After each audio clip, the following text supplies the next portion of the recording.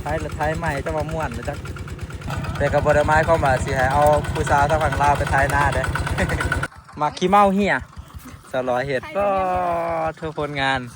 มือเดียว2เหตุการณ์สอนเลยข้าหรือเปล่าเนี่ยลงถ่ายโบแล้วสั่งนอดเฮียสบายดีทักทายสบายดีพี่น้องพอๆกันยามมือเสาร์พี่น้องมื้อนี้มาพร้อมกับรถไทยหน้าคันเก่าแต่ว่าจักใหม่พี่น้องจักใหม่เสียงนิ่มๆมาเลยให้แคนดี้เป็นคนขับมื้อนี้ออกมาไทยหน้าพี่น้องลองจักรถไทยใหม่จักรคูโบต้าตัวใหม่พี่น้องรุ่นใหม่ตา LED ไทยกลางคืนก็ได้ไทยกลางเว้นก็ได้คะแนนดูกำลังขับออกไปหน้าเมื่อนี้ออกหลายคนอยู่พี่น้องเลยมีคนมาเบิกรถไทยใหม่น้ำหลายคนเสียงนิ่มๆเลยวะไทยหน้าใหม่สมราคาอยู่เดี๋ยวพ่อเดี๋ยวไทยลองเบิ่งเดี๋ยวจะมาถึงหูพี่น้องว่าสิเป็นจังไดเดี๋ยวไปไทยลองเบิ่งอยู่หน้าคนใดไทยหดเลยไทยหวานปีนี้หน้าต้มดำเอาพี่น้องหน้าโขกหวานเอาปีนี้ไว้รุ่นครับซิสซับโดดในจักหน่อยเลยไว้รุ่นครับ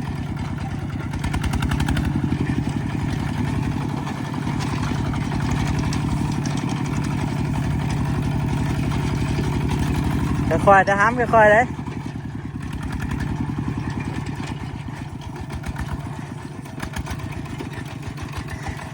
ไม่ใส่หันหมวกเลยผู้ครับกันลองไทยเบิ่งซองไห้พี่น้องแคนดี้ไทยให้หนึ่งครับไทยซองไห้ลองไทยเบิ่งรถใหม่แต่ว่าระหว่างไทยบริอัดวิดีโอไว้ชื่อว่าจากรถใหม่นี่มีความแห้งอยู่พี่น้องเสียงกับค่อนข้างว่านิ่มแต่ว่าเขามาใส่กับโครงตัวเก่านี้อาจจะบ่ลอยปันได้หมายความว่าโครงตัวนี้นะเป็นนันโครงที่ว่าอายุหลายแล้วแหละมูเลหลังนะมูเลจับสายพานมันนะมันเป็นมูเลเก่าแล้วบัดที่นี่แหละสายพานมันเริ่มบ่อยากจับแล้วหาซื้อกับบ่ได้มูเลตัวนี้ก็เลยเฮ็ดให้รถนี้จากที่ว่าจักแห้งๆนี่ก็สิลื่นกันกับตัวเก่าโบราณเป็นไดมูเลตัวนี้นะจับมันก็จะห่อนเบิดเพราะว่าสายพานมันลงไปเป็นลิฟแบบนี้แหละมันบ่อยากจับสายพานปกติแล้วมันจะประมาณนี้แต่ตัวนี้นะลิฟเลยบอกแต่ก็บ่ฮู้ว่าเกี่ยวกันหรือบ่แต่มันบ่อยากจับสายพานแบบเวลามันไปมันยึกไปหล่นนะก็เลยเฮ็ดให้จักนี่ไม่แห้งดูแต่ว่าใส่งานตัวจริงแล้วก็อาจสิบ่แตกต่างกับตัวเก่าหลายเพราะว่าปัญหากับตัวนี้ก็มีส่วนนะก็ง่ายๆก็ต้องซื้อหางใหม่อีกที่ชมแต่ว่าก็พอใส่ได้อยู่พี่น้องมันก็แห้งกับอยู่พอที่ดินส่วนนี้ก็เป็นที่ดินยังแข็งอยู่แล้วก็มีขี้แกบมีหญ้าหลายนะก็เลยไถบ่ค่อยไปมันได้ขนาดรวมๆก็โอเคอยู่แพงดูน้ำมันเบิดหลายอยู่บ่หลายบ่บกมันได้เนาะบกอยู่เบิดไปอยู่100 ลิตรห่อนบ่ห่อนไปเลยไปกินข้าวเที่ยงก่อนพี่น้องลงมาไทยใหม่เอาได้กระเจขลักเลยอยากกินข้าวมันเป็นนะเป็นไห่มีขี้แกะมันเลยถ่ายยากพี่น้องคือไห่ตัวนี้แห้งสิถ่ายยากเพราะว่าเทิงความหามเพราะว่ามีขี้แกะปลายเจนบูอยากมีเสียงเปิดไทยแล้วให้หนึ่งขึ้นมากินข้าวเที่ยงพี่น้องขึ้นมากินข้าวเที่ยงปิ่งปลาลีนมาแต่คนปิ่งนี่ลีนการคนปิ่งลีนการเอามันพันเดือดตายที่เนี่ยจับดูโชว์ความเก่งดูเกือบมันปิ่งดูมันจะตายมันรุดเหรอมุ้ยมาเหียบเล็กเนาะกล่องจำไม่ไหวที่เดินตัวเองเจ้ากองกล่องก็เห็นอีกบ่อาหารหากินยากพี่น้องหากินยากแต่ว่ารสชาตินี่บ่ฮู้ว่าสิแซ่บหรือบ่ลองกินเบิ่งคำว่าปลาลินมานี่มันสิมี2 สีมีสีดำแล้วบ่แม่นว่าสีดำดอกสีแบบแหล่ แต่ว่าครั้งทางนี้ก็เป็นสีขาวสีคือปลารสครั้งหนึ่งสีขาวปากน้อยๆปากแปร มันกินยังไง ๆจะปากมันจะกินอยังไดหรือบ่เนาะ ดูดกินไป กินบ่ได้มันก็สิใหญ่ซะมันก็สิดูดกินพืชสัตว์น้อยๆแหละพวกน้อยกว่าลูกหัวอีกปลาที่มากินกับตำบักหุ่งบ่ครบรอบ1 ปีกลับมาเฮ็ดอาหารอยู่นาอีกแล้ว เที่ยงนาหน่อยเฮ็ดอาหารการกินอยู่นี่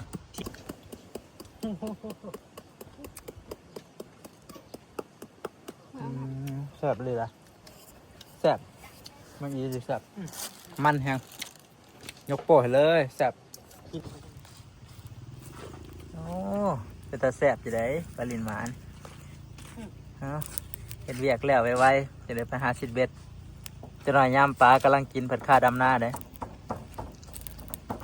หอดยามปลาลายเลยได้ส่วนนี้เฮ็ดม่วนก็ยามแรงบ่ส่วนยามแรงก็ม่วนคือกันแต่ว่ามันบ่ค่อยคักคือยามนาปานใดยามนามันหลากหลาย นี่เย็นร้ายอยู่อ่ะ โอ้หอมขนาดใดอันนี้คือปลาลินมา ลีเนล คนกินได้บ่หน่อยปลาลินมา กินเลยยุเคย เว้ยคนกินได้บ่แซ่บ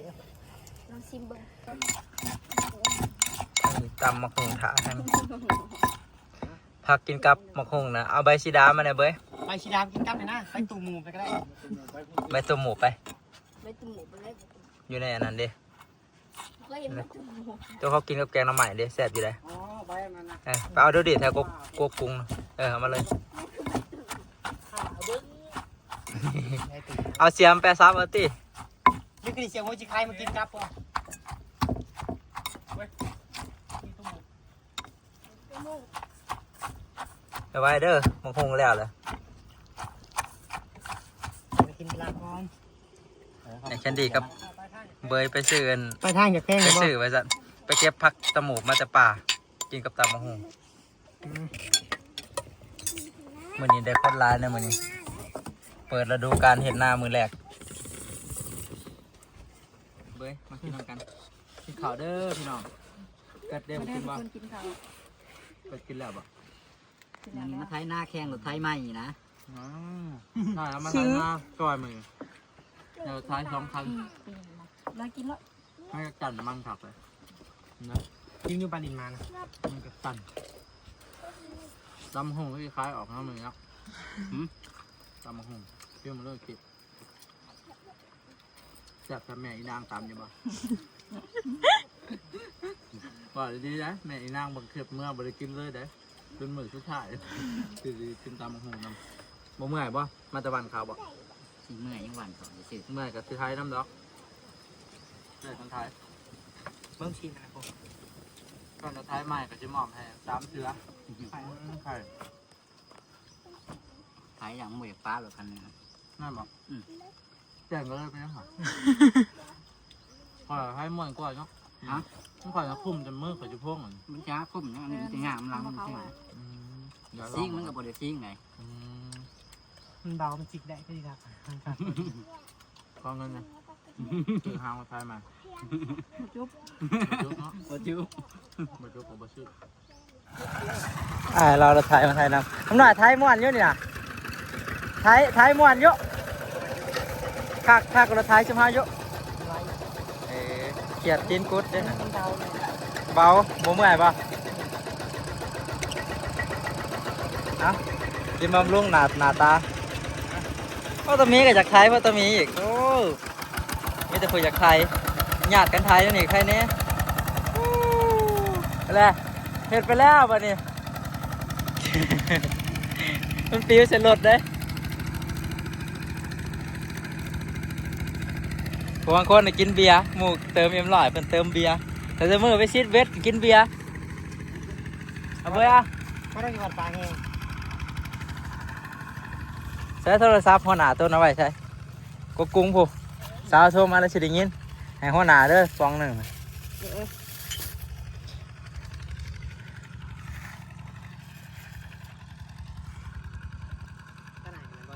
ทายง่ายขนาดบ่หน่อยรถไทยแล้วนะ ง่ายอยู่การไปก็ไปอย่างนี้ แห้งเยอะ นี่มันเบาเลย เบาว่องบ่แพ้จักเนาะเออ เร่งแห้งแบบเกิด เอาบ่ซื้อคันดีดอกคันดีเร่งแห้งกว่า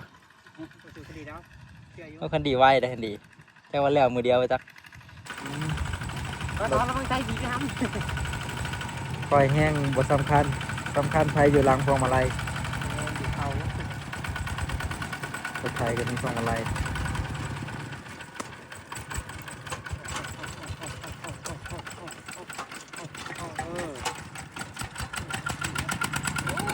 ดึงซ้ายเอา ให้หน้าหัวหน้าหน้าก็เลยให้หน้าแล้ว ดึงซ้ายเอาเร่ง เอาหน้าตัวเลยให้หน้าบ่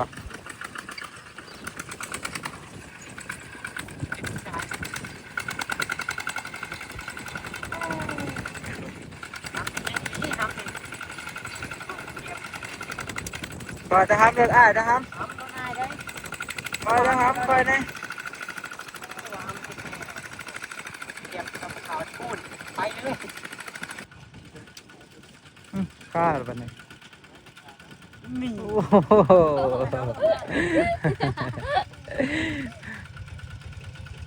จอ มันค่าอย่างไรลงถ่ายบ่แล้วสั่ง นี่น็อตเนี่ยมันโมเมนต์น็อตแบบเข้าใส่ตะปูใส่หยังเอาแหละทางเทิงมันรุดก็เลยเป็นดังที่เห็นเลย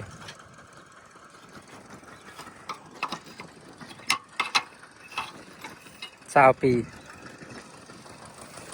สภาพรถ20 ปีกับชิมีอ่ะนะตัวรถตัวเหียนก็ธรรมดานะพี่น้องแต่ก็บ่แม่นปัญหาใหญ่เพราะว่ามีสั่งจากบริษัทเป็นมาให้บริการหอดให้นะ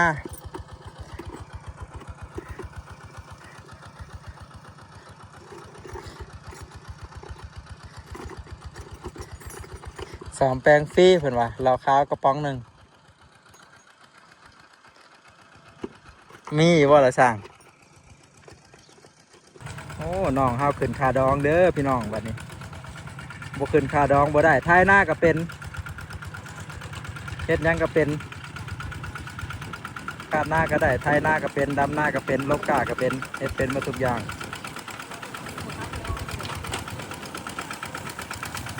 ผู้ใดได้เป็นเมียเดี๋ยวบ่ต้องเฮ็ดหยังเป็นเมียเฮ็ดเป็นบ่หรอก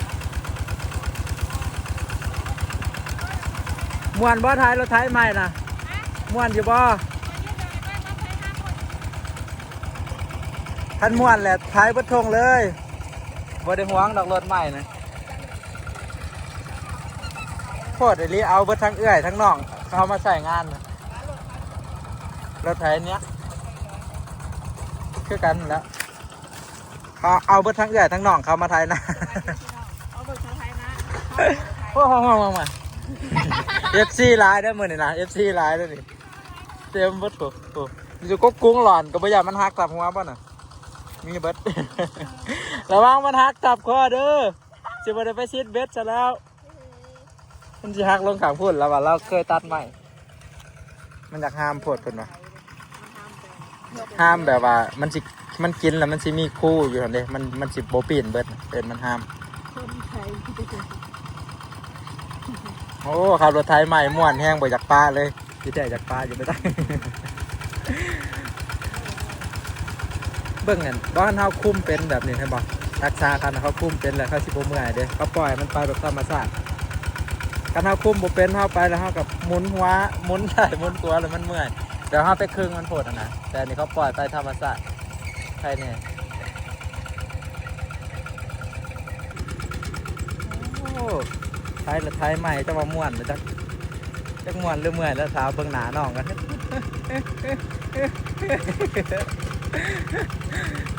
โอ้ผู้เสียก็เสียขนาดผู้หญิงหลายคนทายหน้าเป็นเลยพี่น้องผู้สาวทางลาวแต่กับบริไม้เข้ามาสิให้เอาผู้สาวทางฝั่งลาวไปทายหน้าเด้ ว่าทายหน้าเป็นซื่อๆฮะห้ามบอกอันนั้นมันตูดเกิดเบรกก่อนก็ได้เอาใส่เล็กว่างเลยดึงสะพานขึ้นเด้อเดี๋ยวบ่ฝืนดึงสะพานขึ้นครึ่งนึงอันนี้มันตูดขึ้นเลยฮะไร ผู้ได้ไทยไปนั่นเองห้อยผู้ได้ไทยอยู่นะ ทำไมน้องก่อยกันแล้วกัน ฮะสลอยไทยแบบไทยดำ ไทยหน้าดำนะแต่เป็นแบบที่ แล้วก็มาขางนี่อีกโข่งแวบแวบแวบแวบมาขี้เมาเหี้ยสลอยเหตุก็ทุกคนงานมือเดียว2เหตุการณ์สอนเลย เมาเลยเนาะ คนไทยกับขี้เมาเนี่ยมันก็เริ่มมาขี้เมาเหี้ย ยังไงได้ มึ มี งอย่ามันคดนี่เลย กำลังกดเหล็กลงผลวะกดสะพานลงผลปุ๊บ โอ้ไทยแบบนี้เรียกว่าเนาะ แล้วแบบเมื่อไหร่จะใคร บ่ได้ไทยดอกพี่น้องไอ้มือนี้คำแล้วก็สิเดะนะพักผ่อนก่อนเดี๋ยวรถมาเลยดิกับเบยเด้อ หาโมงเนาะ เมื่อเลยมาพักผ่อนเลย ไม่ไหวพวก เอาไว้อยู่หน้าอย่างเขาหลักได้รถใหม่บักเบยอันได้ถ้วยรางวัลแชมป์เปี้ยนลีกเด้อยกถ้วยดู อู้ได้แชมป์ ไม่ขี้เมา ระวังตกทับตีนเด้อเอาใส่ก็เอาใส่บ่ได้ถือเอาเด้อถือได้บ่ถือบ่ได้ไปป้าวันหันแล้วไอ้สิใช้รถจักรเมื่อไปป้าวันทางเด้อไปเอาเมื่อรถแล้วก็สิเมื่อคือกันเลยคำเลยกูละแกงเอาบาทนี้เป็นอะไรบาทนี้มาแบบแปลกๆบ่ไหว้แล้วนี่ ไปยึดกันค่ะไปซัดไปก็ โอ้พี่น้อง ไปเพียงเลย จังได้บาทนี้แดดแม่งๆอยู่กับฝนตก ก่อนเดียวไอ้ได้พวกนี้ปรับเป็นไง ได้หลายเติบพี่น้องไทยนามื้อนี้นะได้รถไทย2คันถ้ารถไทยคันเดียวก็สิได้บ่หลายปานนี้หรอกอันนี้รถไทย2คันก็ยังเหลือน้อยเดียว เรียกจ้อง ฮะคันเมื่อยก็พอบ่แล้วครับฝนตกน้ำหรือบ่ได้ เป็นมีมูไทย มันบ่มีหมู่เลยเมื่อละไปขึ้นรถคือเอามาขี่เมาหน่อยเด้อเรือบ่หลายปานใดพี่น้องมื้อหนามาล้ำกันที่สิแล้วใน2เนี่ยมื้อเช้ากันถ่ายไว้เนี่ยสิไปซื้อพวกกันลูกเขาเอิ้นลูกปืนหั่นน่ะลูกปืนนั่น ลูกปืนไทยลูกปืนหมักเมาเนี่ยซื้อตัวใหม่มาใส่บ่ไว้คุณภาพแบบของก๊อปปี้เขาเจ้าก็ก๊อปปี้แบรนด์ไทยแหละพี่น้องแต่ว่าเป็นของจีนบ่ฮู้ว่าจีนว่าเวียดว่าหยังเด้อบ่ได้ใส่โทษประเทศใดแต่ว่าอันบ้านเฮาคันมันบ่ดีแล้วเขาเจ้ามีแต่ว่าของจีน แต่ก็บางเทื่อก็เป็นของเงินประเทศอื่นก็มีอะนะที่ว่าเขาลอกเลียนแบบเฮาก็บ่ฮู้พี่น้องวันนี้เดินทางกลับกันเด้อพี่น้องขอบใจละลายพี่น้องขอบคุณละลายที่เข้ามาเบิ่งคลิปวิดีโอให้เด้อ